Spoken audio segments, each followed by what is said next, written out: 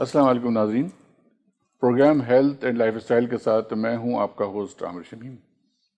ناظرین، جیسا کہ آپ جانتے ہیں کہ اس وقت ہم سب ایک وبا کی وجہ سے بڑی مشکلات کا شکار ہیں، اور ہمارے معاشرے میں ہر دوسرا شخص جو ہم دیکھتے ہیں وہ چاہے بزنس مین ہو، اپنا بزنس کر رہا ہو، کسی تجارت سے منسلک ہو یا نوکری پیشہ ہو، اس کو بہت ڈفرینٹ طرح کے چیلنجز کا سامنا ہے۔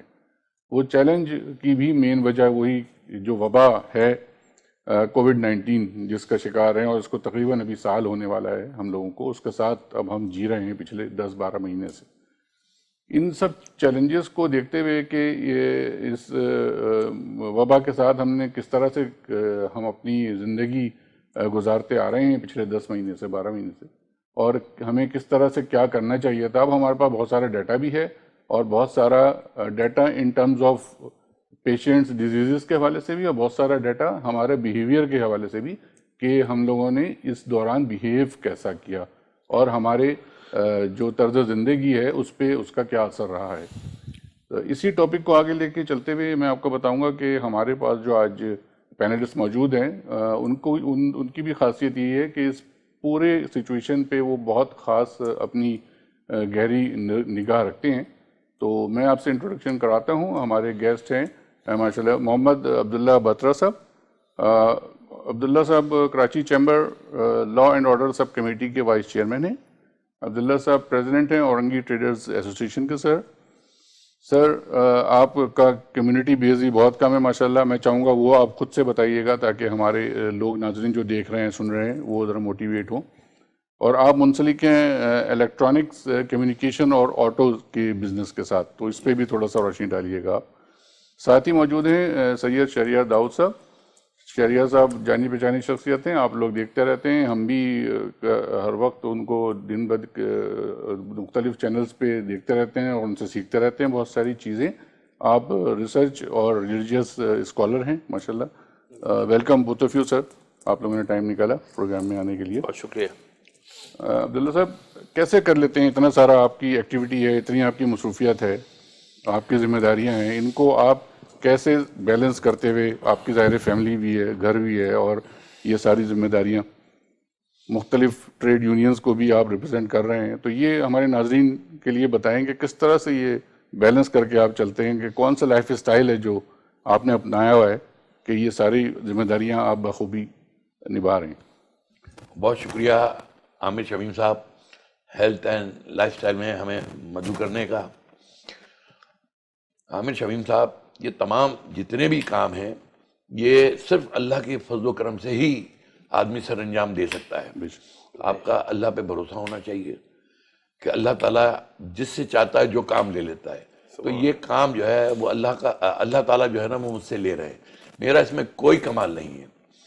الحمدللہ میں الیکٹرانک کا بزنس بھی کرتا ہوں، کمیونیکیشن کا بھی بزنس کرتا ہوں، اور آٹوز کا بھی بزنس کرتا ہوں۔ بات دراصل یہ کہ کسی بھی چیز کو کرنے کے لیے ایک آدمی کو ایک طریقہ کار اپنانا ہوتا ہے۔ میں نے اپنی زندگی میں بہت محنت کی، بہت کام کیے۔ میں بہت بڑے آدمی کا پوتا تھا۔ اس کے بعد 1958 میں میرے والد کو ایوب خان صاحب کے ماشاءاللہ میں بہت بڑا نقصان ہو گیا، اور ہم آسمان سے زمین پہ آ گئے۔ اور یہ باتیں میں اس لیے بتا رہا ہوں کہ میری یہ باتیں سن کے شاید کوئی اس بات پہ عمل کر لے اور وہ میری طرح موٹیویٹ ہو کے کوئی بڑا آدمی بن جائے۔ میں بڑا آدمی تو نہیں ہوں، لیکن اب بھی کوشش کر رہا ہوں کہ اپنی باتوں سے لوگوں کو بڑا آدمی بنا دوں۔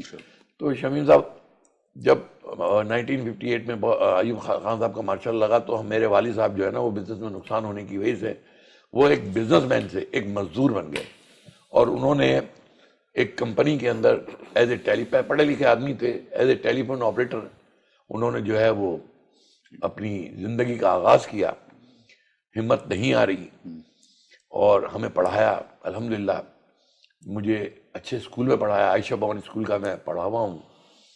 اس کے بعد میں شروع سے ہی، چونکہ میرا تعلق جو ہے وہ اس کمیونٹی سے ہے جو صرف بزنس کرتی ہے، تو جب اسکول کی چھٹیاں ہوتی تھی تو میں بزنس کرتا تھا. آپ سوچیں گے کہ بزنس کیسے کرتا تھا. اور میرے ابا بھی مجھ سے اکثر کہتے تھے کہ تمہارے والد کے پاس اتنے پیسے نہیں ہیں کہ تم بزنس کر سکو, اور بزنس ہمیشہ پیسے سے ہوتا ہے.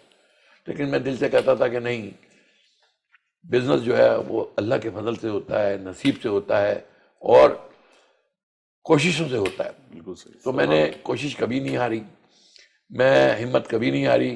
میں الحمدللہ اسکول کی جب ہماری 2 مہینے کی اس زمانے میں چھٹیاں ہوتی تھیں, جون اور جولائی کی, تو اس زمانے میں ایک بہت عجیب و غریب قسم کا بزنس کرتا تھا. آپ کو سن کے بڑی حیرت ہوگی کہ اس زمانے میں اس آئیڈیا میں کیسے آیا. اس زمانے میں 8 آنے کا اخبار بکتا تھا, اور نیا اخبار 8 آنے کا ہوتا تو میں اخبار والوں کے پاس جا کے وہ 1 دن پرانا اخبار خریدتا تھا. اس زمانے میں میرا خیال ہے 1 روپیہ کلو, 1 روپیہ سیر اخبار ہوتا تھا, تو میں اسے تھوڑا سا مہنگا خریدتا تھا, اور میں بسوں میں اسے بیچتا تھا کہ کل کا پرانا اخبار آدھی قیمت میں حاصل کرے. اور میں اس اخبار کو بیچ کے جب گھر میں پیسے لاتا تھا تو مجھے بہت خوشی ہوتی تھی کہ میں نے محنت سے پیسے کمائے. وقت گزرتا گیا, محنت کرتا گیا, اور آہستہ آہستہ آہستہ میں نے بزنس کو چھوٹے پیمانے پہ شروع کرنا شروع کیا, کیونکہ ذاتی طور پر میں خود محنت کے حق میں تھا. اور آج اللہ کا بڑا احسان ہے کہ اللہ تعالیٰ نے مجھے پاکستان لیول پہ ایک نام دیا ہے. لوگ مجھے عبداللہ بٹرا کے نام سے جانتے ہیں, اور جو اس بزنس میں مجھے تکالیف آتی تھی, میں نے کوشش کی کہ جو بزنس مین ہیں, جو ڈیزرونگ لوگ ہیں, جو بزنس نہیں کر سکتے ہیں, تو میں نے ہمیشہ کوشش کی کہ ان کی مدد کروں, انہیں موٹیویٹ کروں, انہیں سمجھاؤں کہ ہمت نہ ہارنا, بزنس کرنا, جھوٹ نہ بولنا, بےمانی نہ کرنا. اس کے بعد میں نے جب یہ بزنس شروع کیا تو بہت چھوٹے, میرا سب سے پہلے الیکٹرک ایسیسری کا میں نے بزنس شروع کیا. جب الیکٹرک ایسیسری سے میں شروع ہوا تو آہستہ آہستہ, جب کہتے ہیں نا کہ بندہ پیوستہ رہے شجر سے امید باہر رکھ, تو جب بندہ کسی چیز کے اندر انوالو ہو جاتا ہے تو پھر لوگ ملتے رہتے ہیں. تو لوگ مجھے ملتے رہے, کسی نے کہا آپ پنکھے رکھ لیں, اور اس میں مجھے بڑی تکالیف ہوئی. آہستہ آہستہ آہستہ میں نے پنکھے رکھے, پنکھے رکھنے کے بعد پھر مجھے کسی نے کہا واشنگ مشین رکھیں. آہستہ آہستہ پھر میں نے الیکٹرانک رکھی, پھر اس کے بعد میں آٹوز کے بزنس میں گیا, اور اس کے بعد میں اب موبائل کا بزنس کر رہا ہوں. اور میں نے اپنے بزنس کو اس طرح پھیلایا کہ اپنے بھائیوں کو, ہر بھائی کو الگ الگ ایک شعبہ دے دیا کہ آپ اس کو دیکھو گے, آپ اس کو دیکھو گے, میں اس کو دیکھوں گا, اور بیٹوں سے کہا اس کو دیکھیں گے. اور اس بزنس کے اندر میں نے اپنے مینیجر نومینیٹ کر دیے. اب میں کسی لیبر سے, کسی کمپنی سے, کسی قسم کی کوئی بات نہیں کرتا. میں نے جو مینیجر اپوائنٹمنٹ کیے ہیں, میں ان مینیجروں سے ہی بات کرتا ہوں, اور وہی ایمانداری سے کام کر رہے ہیں, اور الحمدللہ ان کا حق, ان کے حق سے زیادہ میں ان کو دیتا ہوں. اور کسی بھی آدمی کو کوئی چیز جب اس کے حق سے زیادہ ملتی ہے تو میں سمجھتا ہوں اس دنیا میں شاید وہ بیوقوف آدمی ہوگا جو اس کام میں بےمانی کرے. اور پھر حدیث مبارکہ ہے انما الاعمال بالنیات, عمل کا دار و مدار نیت پر. جب آپ کی نیت اچھی ہو نا تو پھر لوگ بھی آپ کو اچھے ملتے ہیں. اس کے بعد میں اتنے سارا کام کرنے کے بعد کچھ لوگوں نے مجھ پہ جو ہے اٹیک کیے, میری شہرت سے مروب ہو کے. تو مجھ پہ میرے اپنے شاپ پہ 2 اٹیک ہو چکے ہیں. لیکن اللہ تعالیٰ نے مجھ پہ اپنا خاص فضل و کرم کیا, اور میں بڑا شکر گزار ہوں لا انفورسمنٹ ایجنسیوں کا, جنہوں نے فوری طور پہ بر وقت کارروائی کرتے ہوئے مجھے سپورٹ کیا, اور آج تک مجھے سپورٹ کر رہی ہیں. میرے ایک کال کے اوپر وہ مجھے تحفظ فراہم کرتی ہیں. ماشاءاللہ.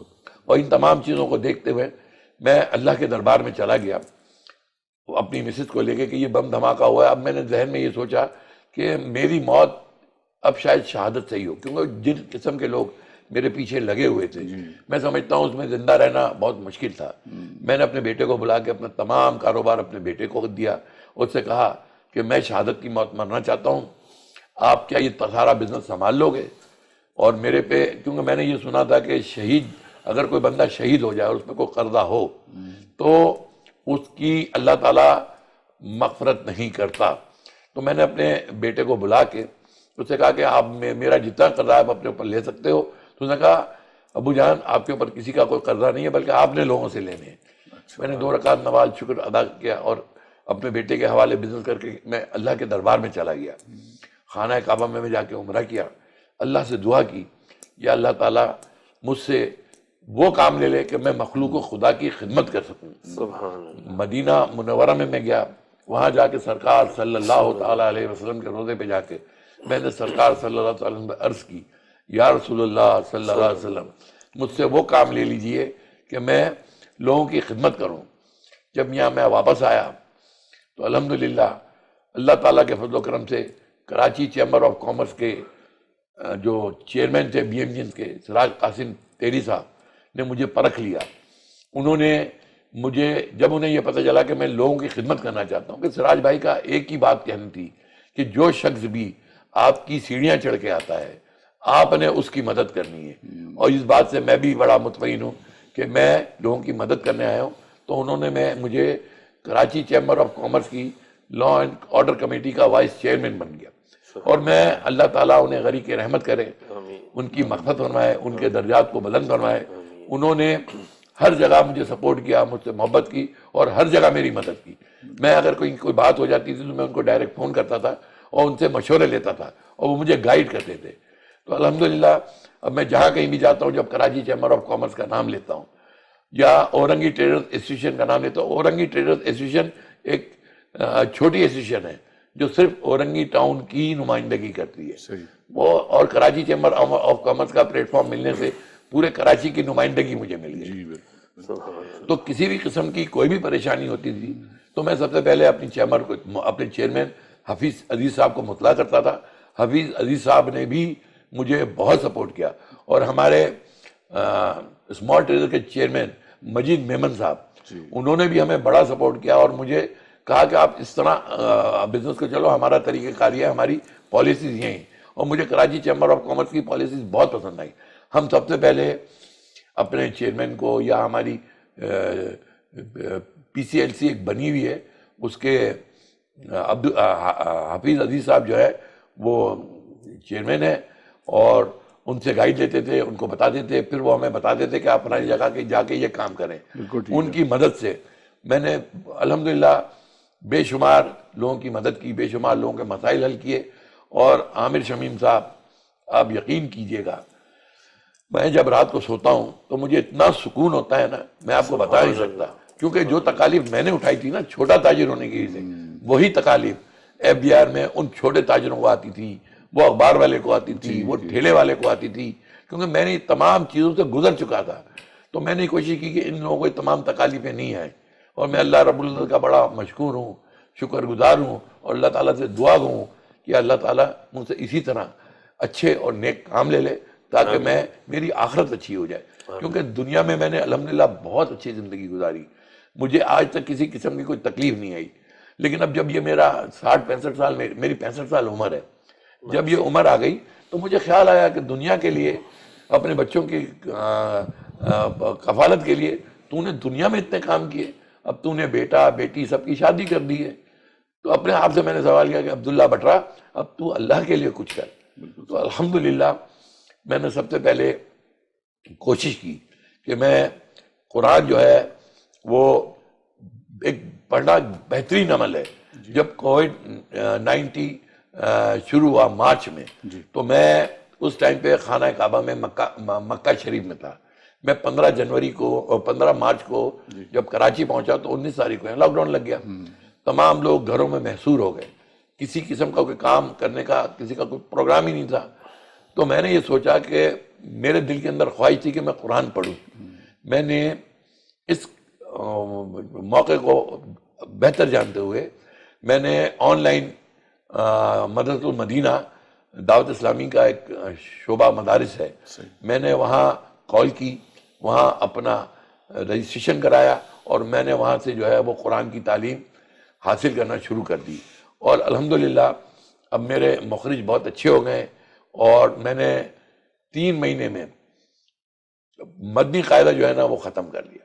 اور آج الحمدللہ میں 4 پارہ اپنا لن تنالو چل رہا ہے, وہ میں پڑھ رہا ہوں, اور الحمدللہ مجھے بہت سکون ملتا ہے. اور جو بھی لوگ اب مجھے ملتے ہیں تو میں تمام لوگوں سے کہتا ہوں کہ بھائی یہ ٹائم ایسا آ گیا ہے کہ یہاں پہ کووڈ-19 چل رہا ہے اور بہت سارے معاملات اس طرح کے ہو گئے، اور کتنے لوگ ہم سے جو ہمارے ساتھ بیٹھتے تھے، کھاتے پیتے تھے، دنیا سے رخصت ہو گئے.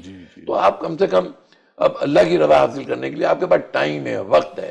اب آپ کا بزنس رات کو 8 بجے بند ہو جاتا ہے، آپ کو ہفتہ اتوار کی گورنمنٹ آف پاکستان نے چھٹی دی ہے. تو آپ اس کام کو اگر آپ آن لائن نہیں پڑھ سکتے تو کسی قاری کو جو ہے وہ رکھ لیں. ہم دنیا کی تعلیم حاصل کرنے کے لیے تو بڑی بھاری بھاری فیسیں دیتے ہیں، آخرت کی تعلیم حاصل کرنے کے لیے ہمیں کچھ کرنا چاہیے. آپ کچھ نہیں کر سکتے. تو آج کل آن لائن ماشاءاللہ ابھی بہت جو ہے نا ان ہو گیا ہے، ظاہر ہے چیزیں ویزیں انگلش ہو سبجیکٹ ہوں یا قرآن ہو یا ریلیجیس، آن لائن بھی کلاسز بہت چل رہی ہیں. شہریار صاحب آپ اس کے اوپر کچھ اپنا انپٹ دیں گے ابھی اس پورے کووڈ کے سلسلے میں؟ اب دیکھیں یہ ایک پازیٹیو فیکٹر ہے جو ہم کو تھوڑا فوکس کرنا چاہیے. جب وبا آئی اور سب لوگ گھر میں بند ہو گئے، لاک ڈاؤنز ہوئے، تو ظاہر ڈپریشن کے شکار ہوئے لوگ، اسٹریس کا شکار ہوئے، نیگیٹو چیزیں ہی ڈسکس کرتے رہے ہیں کہ کاروبار بند ہو رہا ہے، ہر چیز مشکل ہو رہی ہے. مگر یہ جو اچھائی اب باترا صاحب نے جو بتایا کہ یہ ان کو جو ٹائم ملا لاک ڈاؤن کی وجہ سے، وبا آئی، لاک ڈاؤن ہوا، ٹائم ملا، دکانیں جلدی بند ہو رہی ہیں، کاروبار آدھا چل رہا ہے، تو ان کو ٹائم کی وجہ سے انہوں نے پھر اس عمر میں بھی ماشاءاللہ جو ہے نا قرآن اسٹارٹ کیا پڑھنا نا. صحیح. تو یہ پازیٹیو فیکٹر ہے. یہ پازیٹیو فیکٹر دیکھنا کتنا ضروری ہے اس پورے چیز میں. بسم اللہ الرحمن الرحیم. اللہم صلی وسلم وبارک علی سیدنا و مولانا محمد وعلی آلہ وصحبہ وبارک وسلم. سب سے پہلے میں آپ کا، عامر شمیم صاحب اور وینس ٹی وی کا شکر گزار کہ آپ نے ہمیں مدعو کیا. بہت خوبصورت باتیں عبداللہ بٹر بھائی نے بتائیں. الحمدللہ چونکہ میرا ان کا کم و بیش 30 سال کا پرانا ساتھ ہے. پازیٹیویٹی کی جہاں تک بات ہے تو اللہ عز و جل ہی ہمیں قرآن مجید میں بھی ارشاد فرماتا ہے کہ آپ اللہ عز و جل سے نیک گمان رکھو. اللہ تعالیٰ فرماتا ہے میں اپنے بندے سے اس کے گمان کے مطابق ملتا ہوں. جیسا وہ مجھ سے گمان کرے گا میں اسے ویسا ملوں گا. اچھا گمان کرے گا اچھا، برا گمان کرے گا برا. نبی کریم صلی اللہ تعالیٰ علیہ وسلم نے ایک بڑی خوبصورت بات ارشاد فرمائی ہے. جب سائیکالوجی پڑھنے کے لیے بچے جب وہ پروفیشنل سائیکالوجی پڑھتے ہیں نا، اس کا پہلا سبق بھی یہی ہے، کلموا الناس علی قدر عقولہم او کما قال رسول اللہ علیہ وسلم، کہ لوگوں سے ان کی عقل کے مطابق بات کرو. اب ایک سائنسدان بیٹھا ہو یا ایک وکیل بیٹھا ہو، میں اس کے سامنے بیٹھ کے جو ہے نا الیکٹرانکس کی بات کرنے بیٹھ جاؤں گا تو ان کو نہیں سمجھ میں آئے گی. ان کے ساتھ مجھے انہی کی نہج پہ بات کرنا پڑے گی. پازیٹیوٹی کی جہاں تک بات ہے، اور یہ لاک ڈاؤن نے جو بہت کچھ ہمیں دیا، میں سمجھتا ہوں بہت کچھ دیا، ہم نے اس کو سمجھنے کی کوشش نہیں کی. بدقسمتی سے ہم کچھ ایسے سوسائٹی میں رہ رہے ہیں کہ جہاں ہر ایک ہی ڈپریشن کا شکار ہے، اور ہر ایک ہر چیز میں نا نیگیٹیوٹی ہی تلاش کر رہا ہے. مثال دوں میں آپ کو، مجھے کچھ فون آتے ہیں، چونکہ میں تھوڑا سا روحانیات کی طرف بھی میرا وہ ہے، تو لوگ کہتے ہیں جی وہ ہماری بچی کا رشتہ نہیں ہوا جی، وہاں پر جہاں آپ نے کہا تھا نا جی وہ صحیح ہے سب کچھ، وہاں رشتہ نہیں ہوا. تو میں ان سے کہتا ہوں شکر ادا کریں. وہ کہتے ہیں جی کیسے شکر ادا کریں، کیوں شکر ادا کریں؟ میں کہا اس لیے کہ اگر آپ وہاں کر دیتی اس کا نکاح، بعد میں خدا نہ خواستہ باتیں خراب ہوتی، بچی کے ساتھ کوئی ظلم و ستم ہوتے، وہاں جا کر وہ لوگ اس کے ساتھ مس بیہیو کرتے، پھر وہ بچے ہو جاتے، خدا نہ خواستہ طلاق کا کوئی ٹیکہ لے کے ماتھے پہ آ جاتی، تو پھر آپ کیا کرتے؟ ہر چیز میں شکر کا مقام ہے. ہم ہر چیز میں پازیٹیوٹی لے لیں. ہمیں اس کووڈ-19 نے بہت کچھ دیا ہے. آپ کو بھی پتہ ہے ہماری پوری جو کائنات ہے نا یہ صاف ہوئی ہے، پولوشن فری ہوئی ہے پورے 8-10 مہینے کے اندر. ٹھیک ہے، بے شک بہت زیادہ جانی نقصان ہوا ہے، لیکن بات کیا ہے کہ ہمارا پولوشن فری بھی تو ہوا ہے. ہمیں اس میں سے پازیٹیو ایسپیکٹس لینے پڑیں گے. اب ہم لوگ گھر میں بیٹھنے لگ گئے، ایک دوسرے سے انٹریکشن شروع ہو گیا. یہ سر میں تھوڑا سا سر آپ کو کٹ کروں گا، سوری، ایک بریک کا ٹائم ہوا ہے، چلے بریک لیتے ہیں چھوٹا سا. ناظرین کہیں نہیں جائیے گا، بریک کے بعد دوبارہ یہیں سے سٹارٹ کریں گے. شہریار صاحب نے جو پولیوشن کا کم ہونا اور باقی جو پازیٹیو فیکٹر جو انپٹ آیا ہے اس کا ہمارے معاشرے میں، اس کو اوپر ڈسکس کریں گے انشاءاللہ بریک کے بعد.